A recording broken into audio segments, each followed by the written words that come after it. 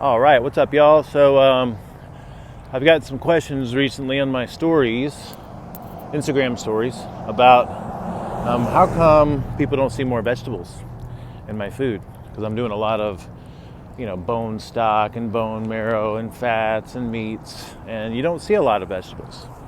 So it's a really good question. I've been doing this for a really long time, just honing it and tweaking it since 2011, and I've got some leaders in our community that are also, I would consider, relatively advanced.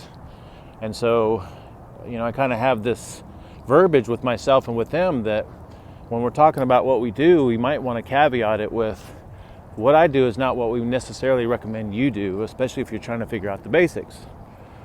Because what we've done is, we've learned the basics to the point that we've almost perfected the basics. And we're talking about nutrition, but we could be talking about sleep or anything else. And within really honing in those basics, that's when we start to facilitate some pretty intense and advanced experiments. So just like, you have an advanced CrossFitter who's a great athlete and really good at proficient all the movements, and you have someone coming in that's brand new, they wouldn't do the same thing that an advanced athlete would do. Same thing with what we're doing to some degree. The foundational principles are still the same, but what I'm doing is not what I would probably recommend someone coming into this do if they don't have the basics figured out, So this summer we did a progression. Actually, we did a bunch of progressions, but one of the progressions we finished with was what we call FABO, Flexible Animal-Based Omnivore. And this was a progression where we moved more towards an animal-based diet, eliminating all plant foods, because the theory behind this was that plants are where most of the problems are. If we have any potential problems with foods, it's with anti-nutrients and nightshades and oxalates and other plant-based nutrients or plant-based substances. And so the theory was to go completely animal-based to see if you could notice symptoms resolve. And then if you notice symptoms resolve, then you slowly reintroduce plants back in to figure out which plants were causing you the problem. And we've done this with vegan too. We've done a 2-week vegan stint. Every year we do a detox, which is basically a vegan protocol. So we're not biased as far as that goes. So we did this, and we had a great group of people that saw tremendous results. Most people leaned out, felt amazing. I had a patch of eczema on my foot that completely cleared up. And it was very useful.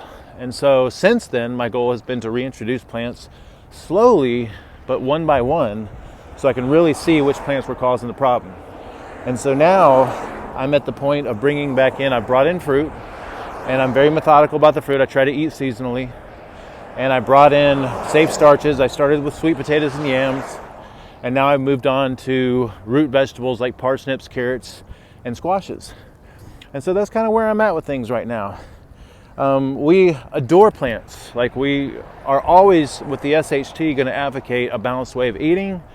We're always going to advocate our general guidelines of 100% fresh real food according to our definition, no carbohydrates first part of the day, carbohydrates in the evening from real food sources, measured out, and then also nurturing natural space in between meals and always experimenting with fasting. That's always going to be the basic protocol. And once you have that down, once you're eating 100% real food, then you can start to experiment with a little bit more extreme protocols like low carb, like keto, true keto, animal-based omnivore, vegan, and things like that. And then you can learn something from it, all right? So, appreciate the feedback and I appreciate the questions, and I hope that clears things up. You will see me introducing plants slowly but surely, just to see which ones I feel best on. I feel really good on starchy things like sweet potatoes and yams and squashes and root vegetables. And of course, I'm measuring those out in the evening, so I'm not doing a whole lot of them. But I feel really, really good on them, along with my animal foods.